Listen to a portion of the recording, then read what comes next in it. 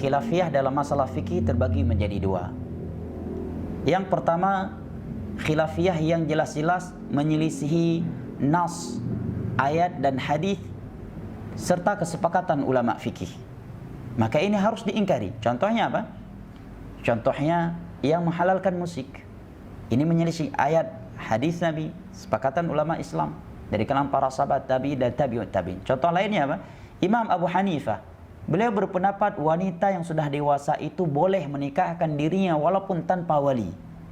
Dibantah oleh para ulama karena menyelisih hadis Nabi, la nikah illa bi wali, tidak ada nikah tanpa wali. Ya.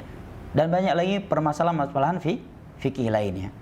Nah, yang kedua, khilafiyah yang memang mu'tabar, ya, di mana ada hadis di dalam halnya. Hanya saja sebagian ulama yang lain berpendapat hadis itu dhaif dan ulama itu berpendapat sahih, atau ya karena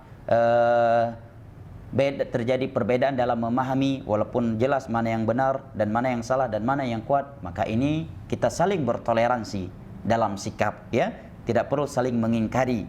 Tetapi dalam menjelaskan hukum, kita harus menjelaskan sesuatu sesuai dengan apa yang kita yakini, mana yang kuat dan mana yang lemah. Contohnya masalah kunut subuh.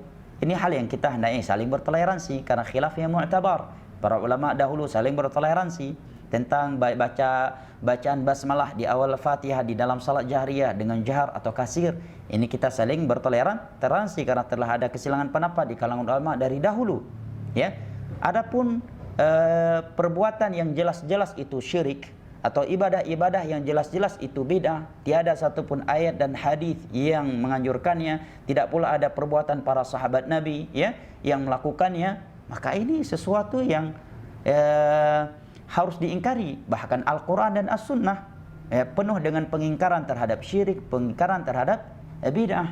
Bahkan Nabi 5 hari sebelum wafatnya dalam hadis riwayat Imam Muslim masih sempat memberikan pengingkaran yang tegas terhadap sarana-sarana kesyirikan dengan sabda beliau, la'natullahi 'alal yahudi wan nasara ittakhadhu qubur anbiya'ihim masajid. Laknat Allah kepada Yahudi dan Nasara yang menjadikan kuburan nabi-nabi mereka sebagai tempat ibadah. Hal ini dikatakan hal khilafiyah oleh sebagian orang.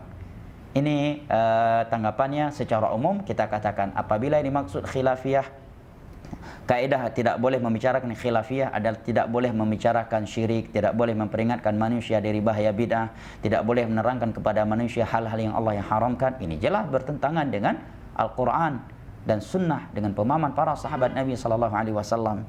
Dan kesimpulan yang kedua, jika yang dimaksud dengannya adalah jangan membicarakan khilafiyah fiqhiyah yang terjadi di antara ulama, kita katakan harus dirinci. Jika khilafiyahnya jelas-jelas menyelisih Al-Quran dan hadis dan kesepakatan ulama fikih, maka itu diingkari. Contohnya para ulama mengingkari Ibnu Hazm yang menghalalkan musik. Contohnya para ulama mengingkari Imam Abu Hanifah yang berpendapat seorang wanita boleh menikahkan dirinya tanpa wali, ya. Para ulama juga mengingkari Imam Malik yang berpendapat bid'ahnya puasa 6 Syawal, ya.